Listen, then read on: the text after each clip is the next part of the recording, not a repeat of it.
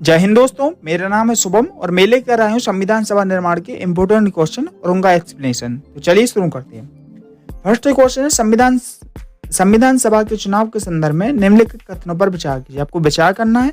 पहला, सदस्यों को सार्वभौमिक मताधिकार के आधार पर चुना गया। मुस्लिम लीग ने इसका बहिष्कार किया। और थर्ड, समाजवादियों ने इसका समर्थन किया। आपको इनमें से सही आंसर बताना है कौन सा है। केवल फर्स्ट, केवल सेकंड, फर्स्ट सेकंड थर्ड या फर्स्ट सेकंड या थर्ड, इसका आंसर देना है। तो इसका जो राइट आंसर वो क्या है, ओनली सेकंड, मतलब मुस्लिम लीग ने इसका बहिष्कार किया। एक बार इसका एक्सप्लेनेशन पढ़ लेते हैं। संविधान सभा के सदस्यों को सार्वभौमिक मताधिकार के आधार पर नहीं चुना गया। किसके आधार पर नहीं चुना गया? सार्वभौमिक मताधिकार के आधार पर नहीं चुना गया। उन्हें प्रांतीय सांसदों के सदस्यों द्वारा चुना गया। इसलिए जो फर्स्ट वाला कथन है वो असत्य है। सेकंड है, प्रांतीय चुनावों में मुस्लिम लीग की अधिकांश आरक्षित सीटें मिली, लेकिन लीग ने इसका सभा का बहिष्कार किया। और बहिष्कार करने का रीजन क्या था? उन्होंने पाकिस्तान की मांग जारी रखी, इसलिए इसका बहिष्कार किया। इसलिए सेकंड वाला कथन सही है। ठीक है। थर्ड है, प्रारंभ में समाजवादियों ने भी इसका विरोध किया, क्योंकि वे इसे अंग्रेजों की बनाई हुई संस्था मानते थे। ठीक है। उल्लेखनीय है कि संविधान सभा के 82% सदस्य कांग्रेस में थे। और ये भी आपको याद करना है, 82% सदस्य कौन से थे? कांग्रेसी थे। ठीक है। अब सेकंड क्वेश्चन पर आते हैं। निम्नलिखित में से कौन संविधान सभा के अध्यक्ष थे? First doctor Rajendra Prasad, second JB Kripalani, third C Rajagopalachari और फोर्थ डॉक्टर BR अम्बेडकर। आपको उसका राइट आंसर देना है। आपको जैसे पता है, डॉक्टर राजेंद्र प्रसाद हमारे संविधान सभा के अध्यक्ष थे और ये भारत के पहले राष्ट्रपति भी बने थे। कौन? डॉक्टर राजेंद्र प्रसाद। थर्ड क्वेश्चन है, संविधान सभा के सदस्यों में किसका संबंध प्रशासन से था? प्रशासन से कौन थे? डॉक्टर राजेंद्र प्रसाद, VN Rao, SN Mukherjee, KM Munshi. आपको नीचे जो कोड दिया गया उसमें से आपको बताना है कौन सा सही आंसर है। केवल फर्स्ट, 1 और 2 और 3, केवल 4, 1 2 3 4। आप बताइए कौन कौन से इसमें प्रशासन से संबंधित थे। तो इसका जो राइट आंसर क्या है वो है डॉक्टर BN राव और SN मुखर्जी। इसका जो राइट आंसर है, मतलब सेकंड और थर्ड, मतलब दूसरा नंबर वाला इसका सही आंसर है। ठीक है। एक बार एक्सप्लेनेशन भी पढ़ लेते हैं। ये संविधान सभा में 2 प्रशासनिक अधिकारों को महत्वपूर्ण भूमिका रही। इनमें से एक थे डॉक्टर BN राव, जो भारत के संविधान सलाहकार थे। कौन थे? डॉक्टर BN राव कौन थे? डॉक्टर संविधान सलाहकार थे इसके संविधान के। ठीक है। और दूसरे थे डॉक्टर SN मुखर्जी। इनकी भूमिका मुख्य योजनाकार की थी। ये जटिल भाषाओं को स्पष्ट वैदिक भाषा में व्यक्त करने की क्षमता रखते थे। इसका सही आंसर है। ठीक है। 4th क्वेश्चन पे जाते हैं। नेहरू ने संविधान सभा के समक्ष उद्देश्य प्रस्ताव कब रखा? आपको बताना उद्देश्य प्रस्ताव कब रखा है। 13 दिसंबर 1946, 26 नवंबर 1945, 26 जनवरी 1947 या 15 जुलाई 1948। आप इसका आंसर बताइए। जैसा है कि आपको बताया, संविधान सभा की जो बैठकें हुई उसमें से 13 दिसंबर 1946 को जो बैठक हुई उसमें संविधान सभा के उद्देश्य प्रस्ताव रखा गया। उद्देश्य प्रस्ताव, जिसको संविधान की प्रस्तावना भी बोलते हैं, मतलब हम भारत के लोग, भारत के संपूर्ण प्रभुत्व संपन्न समाजवादी, ये हमारी प्रस्तावना है। इसको 13 दिसंबर 1946 को पारित हुई थी। ठीक है। अब एक्सप्लेनेशन पढ़ लेते हैं। 13 दिसंबर 1946 को पंडित नेहरू ने उद्देश्य प्रस्ताव रखा, जिसमें स्वतंत्र भारत के संविधान के मूल आदर्शों की रूपरेखा प्रस्तुत की गई। इसमें भारत को एक स्वतंत्र संप्रभु गणराज्य घोषित किया गया। ठीक है। और इसमें संशोधन हुआ था। आप इसका आंसर था, इस प्रस्तावना में संशोधन कब हुआ था? वो कौन सा संविधान संशोधन था? मैं आपको टिप्स दे देता हूँ। वो इंदिरा गांधी जी ने अपने शासनकाल में किया था संशोधन। ठीक है। 5th क्वेश्चन है, निम्नलिखित एकों पर विचार कीजिए।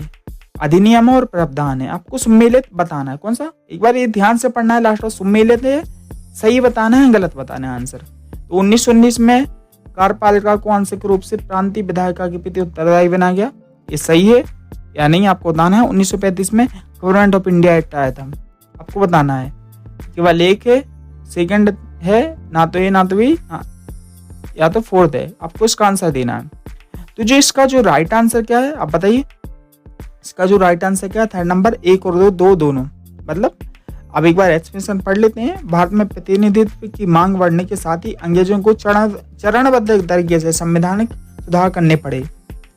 प्रांतीय सरकारों में भारतीयों की हिस्सेदारी बढ़ाने के लिए 1919 और 1935 में अधिनियम लाए गए। 1919 में जो अधिनियम आया उसमें कार्यपालिका को आंशिक रूप से प्रांतीय विधायिका के प्रति उत्तरदायी बनाया गया। आंशिक रूप से, ठीक है। और 1935 में जो गवर्नमेंट ऑफ इंडिया एक्ट लाकर उसे पूरी तरह विधायिकाओं के प्रति उत्तरदायी बना दिया गया। जब गवर्नमेंट ऑफ इंडिया एक्ट के तहत 1937 में चुनाव हुए, उनमें से 11 में से 8 प्रांतों में कांग्रेस की सरकार बनी। कितने में से? 11 में से 8 में कांग्रेस सरकार बनी।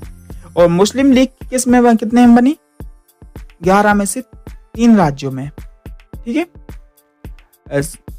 6वां क्वेश्चन है, निम्नलिखित में से किस अनुच्छेद में गवर्नर की सिफारिश पर केंद्र सरकार को राज्य सरकार के सारे अधिकार अपने हाथ में लेने का अधिकार दिया गया? अनुच्छेद 256, अनुच्छेद 356, अनुच्छेद 123, अनुच्छेद 110। आपको ध्यान से पढ़ना है। क्या है? गवर्नर की सिफारिश पर केंद्र सरकार को राज्य सरकार के सारे अधिकार अपने हाथ में लेने का अधिकार दिया गया। कौन से संविधान संशोधन से? अब इसका आंसर दीजिए, इसका आंसर दीजिए आप, ठीक है। तो इसका जो राइट आंसर वो क्या है? अनुच्छेद 356। अनुच्छेद 356 में प्रावधान है कि केंद्र सरकार को राज्य सरकार के सारे अधिकार अपने हाथ में लेने का अधिकार है। अब रट लीजिए इसको, ये बहुत इंपॉर्टेंट क्वेश्चन है, बहुत बार पेपर में आया हुआ है, इसको याद कर लीजिए आप, ठीक है।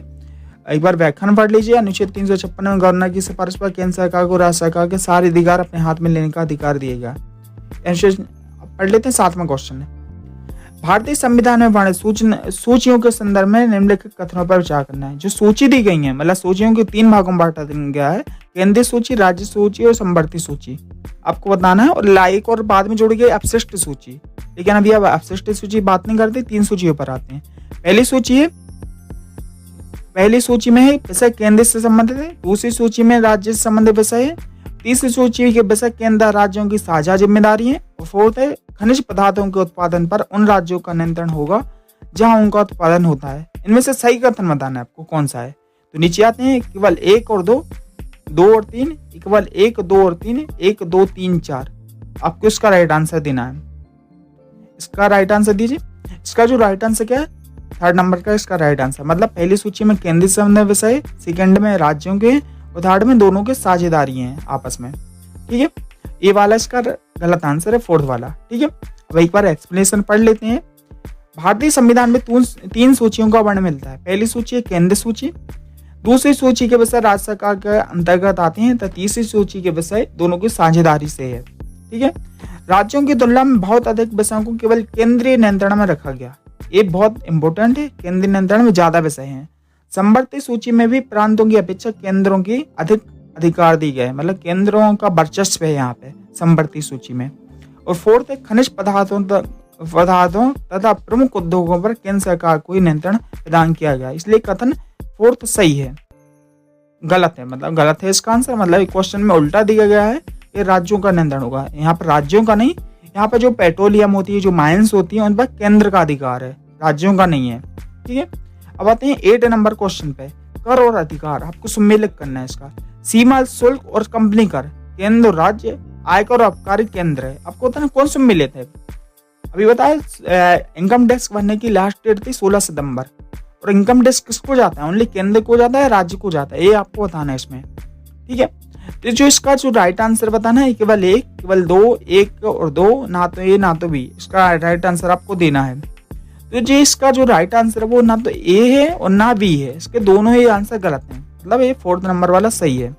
अभी क्यों है आप एक बार पढ़ लीजिए, एक बार एक्सप्लेनेशन।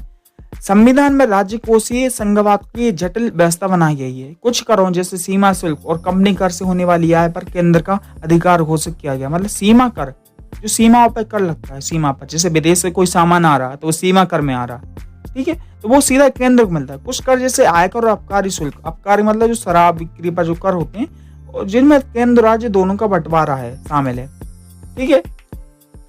और उल्लेखनीय है कि राज्य सरकार को भी अपने स्तर पर कुछ अधिभार और कर वसूलने का अधिकार दिया गया है, जैसे राज्यों को जमीन पर संपत्ति कर, बिक्री कर, शराब कर अलग से वसूल कर सकते हैं, ठीक है। 9th क्वेश्चन है, भाषा के संदर्भ में निम्नलिखित कथनों पर विचार कीजिए। संविधान में जो भाषा के संबंध में उल्लेख है वो विचार करना है आपको, ठीक है। भाषा समिति ने सुझाव दिया कि देवनागरी लिपि में हिंदी भाषा भारत की राष्ट्रीय भाषा होगी। यहाँ क्या है? राज्य की भाषा। भारत हिंदी राष्ट्रीय भाषा नहीं है, राज्य की भाषा है, जो अनुच्छेद 15 में शामिल है। सॉरी, अनुच्छेद 15 में नहीं, मतलब ये भारत की राष्ट्रीय भाषा, राज्य की भाषा है। कौन सी? हिंदी, ठीक है। पहली 15 वर्ष तक सरकारी कामों में अंग्रेजी का इस्तेमाल जारी रखेगा। ये दूसरा कथन है। तीसरा, सभी प्रांतों को हिंदी या अंग्रेजी में काम करने का प्रस्ताव रखा गया। क्या क्या सभी, ये पढ़िए ध्यान से। तीसरा नंबर, सभी प्रांतों में हिंदी या अंग्रेजी में काम करने का प्रस्ताव रखा गया। आपको बताना सही कथन कौन सा है, 1, 2, फर्स्ट, सेकंड, थर्ड या फर्स्ट, सेकंड, थर्ड है। इसका राइट आंसर आप दीजिए। इसका जो राइट आंसर केवल 1 और 2, मतलब एक बार एक्सप्लेनेशन आपको बता दें कि सभी प्रांतों को हिंदी अंग्रेजी में नहीं दिया गया, उनकी जो प्रांतीय भाषा उसको भी इसमें शामिल किया गया। ठीक है, ठीक है। तो एक बार पढ़ लेते हैं। भाषा समिति ने सुझाव दिया कि देवनागरी लिपि में लिखी हिंदी भाषा भारत की राष्ट्रीय भाषा होगी। ये सही है। समिति का मानना था कि हिंदी को राष्ट्रभाषा बनाने के लिए हमें धीरे धीरे आगे बढ़ना चाहिए। पहले 15 वर्ष तक सरकारी कामों में अंग्रेजी का इस्तेमाल जारी रहेगा, लेकिन अभी तक ये जारी है। आपको ये पढ़ना है कि इसको धीरे धीरे बढ़ाया गया है। प्रत्येक प्रांत को अपने कामों के लिए कोई एक क्षेत्रीय भाषा चुनने का अधिकार होगा। जैसे तमिल वालों को तमिल, केरल वालों को मलयालम, महाराष्ट्र वालों को मराठी। ठीक है, अतः कथन 1, 2 और 3 गलत हैं। ठीक है। उल्लेखनीय है कि संविधान सभा की भाषा समिति ने हिंदी को राष्ट्रभाषा की बजाय राज्य की कहकर इस सर्वस्वीकृति समाधान पेश करने का प्रस्ताव रखा गया। ठीक है, ये भी आपको याद करना है। ठीक है। और 10th क्वेश्चन है, 2 सितंबर 1946 को गठ सरकार की अंतरिम सरकार में नेहरू को कौन सा पद प्रदान किया गया? नेहरू को प्रधानमंत्री, उपराष्ट्रपति या राष्ट्रपति? तो इसका जो राइट आंसर क्या है वो आपको बताना है। इसका जो राइट आंसर क्या है? इसका जो राइट आंसर उपराष्ट्रपति। नेहरू को क्या बना दिया गया था? उपराष्ट्रपति बनाया गया था अंतरिम सरकार में। और अंतरिम सरकार के जो राष्ट्रपति थे वो कौन थे? डॉक्टर राजेंद्र प्रसाद, जो सभा के अध्यक्ष भी थे। ठीक है, आपको ये याद करना है। यदि आपको ये हमारी सीरीज अच्छी लगी हो तो वीडियो को लाइक कीजिए, और हमारा प्रयास अच्छा लगा हो तो वीडियो को लाइक कीजिए, चैनल को सब्सक्राइब कीजिए, और ऐसे हम वीडियो आपके सामने लाते रहेंगे। Thank you for watching. मिलते हैं नेक्स्ट वीडियो में।